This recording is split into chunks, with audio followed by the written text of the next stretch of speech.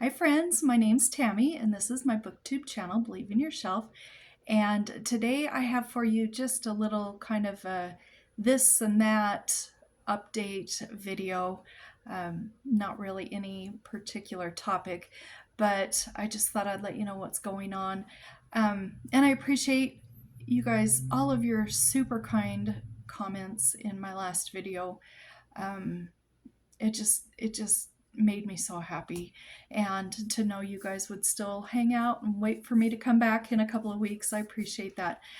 Just a little update.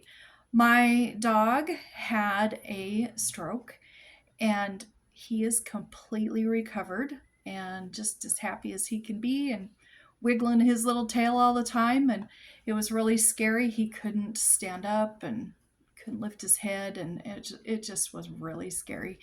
Also, on the way to go take him to the vet for an emergency visit, our car broke down at the same time. I mean, at that time. So that added another stress because I am responsible for driving a lot of people around, and to have my car not working and have to fix my car and an emergency vet visit, which was not cheap, kind of stressed me all out. And my mom's eyes are still bad. If you pray, please keep my mom and dad in your prayers. My mom has still completely lost her sight in her left eye, and her right eye she can see a tiny bit out of. And my dad is still struggling with his myasthenia gravis, but they are hanging in there and doing great. We are actually going to go pick up the girls later and today from school, and we're gonna take them a meal, my mom and dad a meal, and so the girls can see Grandma and Poppy. And let's see what else was going on. I went in for my 6 week checkup on my ankle. My ankle is healing up fine. The surrounding soft tissue, he said, could take up to 6 months. My ankle's still hurting. It's not hurting from pain, it's just super achy and sore, if you know what I mean. Um, but he said that's going to just take a while, but I'm up and about and doing everything I need to get done. My husband somehow, after I broke my ankle and knee, ended up with an ulcer on the front of his shin, and he's been going for probably, I don't know, it's been over a month, twice a week to the wound care place. He's still going twice a week. It's still going to be a while, but hopefully it'll heal up soon. So I'm just feeling much better. My daughter Kayla was okay from her surgery. She does have a little outpatient thing coming up next week, but we're just all progressing. We're all doing better. The stresses are lightening, and it's been really nice to have a break. I really do appreciate you guys not minding me taking a little break. Hopefully I'll come back for another video in April, and also I'll be back May 1st. A couple other things I did want to tell you about. I have to tell you, one of my very favorite middle grade series I've been reading, and I call my mom and I read them to her over the phone. And we are on book 4 out of 7. And I got to show you on the spines. Look at that. They number the spines. That never happens. And I just love a good series that has the numbers on them. But this first one I've talked about before. This whole series by Kate Klise, and it's illustrated by her sister Sarah Klise. And the first one is Dying to Meet You. And I have talked about these before. I can tell you in just a minute kind of what they're about. We've got Over My Dead Body, and this is the 43 Old Cemetery Road series. The third book is Till Death Do Us Bark, and I just finished reading this to my mom last night. We're now up to The Phantom of the Post Office and Hollywood Dead Ahead. Number 6 is Greetings from the Graveyard. and number 7 is the Loch Ness Punster. So let me go back to the very first book, because these do build on each other. But basically what this whole series is there's an older gentleman who's a writer, and he rents this home. There's the ghost, Olive C. Spence, and for I Love Suspense, everybody in here has a funny name. The boy that lives here is Seymour Hope, and he's Ignatius B. Grumpley, I.B. Grumpley. And every single character in this book has a hilarious name. I'm just going to flip. It's all letters and newspapers and drawings. And these books make me absolutely laugh out loud. My mom and I have both laughed so many times over the phone when I've been reading this to her. And we're in the middle of this series. Hopefully we'll be done in April, maybe in May. But if you're looking for a good middle grade series, this is good for any age. I mean, my mom's well into her 70s. I'm well into my 50s, and I know my granddaughters would also like this if I read it aloud to them, and they are 5 and 7. But I wanted to share that because I've really been enjoying those the last couple weeks. I also just got the first 2 books in, I think it's a trilogy. Maybe it's going to be a bigger series. I'm not really sure. But I know that there's 3 books out, and the 3rd book will be out in print, I believe, this month. And this is the Parchment Paper Mysteries, the Parchment Paper Mysteries by Matilda Swift. And the first one is And Then There Were Scones. And isn't that cover amazing? I was drawn to this by the cover, and I actually messaged the author on Facebook. I wanted to know how the language was and stuff, because I've read some cozy mysteries lately that have not had a very great language, and I wanted to buy them because I like to read physical copies, but I didn't want to buy them if I was just going to have to turn around and get rid of them. And she said they're nice and clean, and I'm super excited about this. This first one, I just think is so cute. I love all the color on it. I'm going to read you the back, and then I'll just show you the cover of the second one. But this says, And Then There Were Scones, a need, Knead, to know who done it, introducing a brand new amateur sleuth and baking sensation. Jessica Askew, a whirlwind of flour and frosting, is used to facing heat in the kitchen. But when she returns to her quaint English hometown as part of a TV baking contest, she finds herself in a sticky situation. She could handle the singing cheesemonger, the local librarian's gossipy daughters, and the parade of toddlers dressed as bees. But when her scheming aunt, Enriqueta, I'm not sure how to pronounce her name, Enriqueta, steps on the scene, it's enough to make her want to throw in the tea towel. This rebel with a rolling pin is at odds with her family's literary legacy. While they've built a world of books in the quaint village of Little Quillington, she's chosen a different path and is proud of her passion.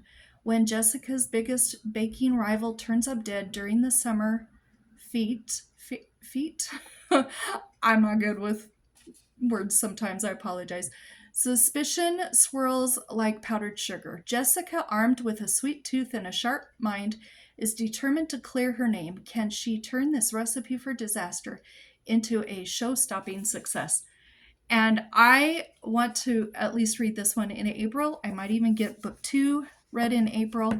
And if I do, and book 3 comes out, I'll be purchasing that one. But book 2 is called Lime and Punishment. Again, look at that cover. That's so cute.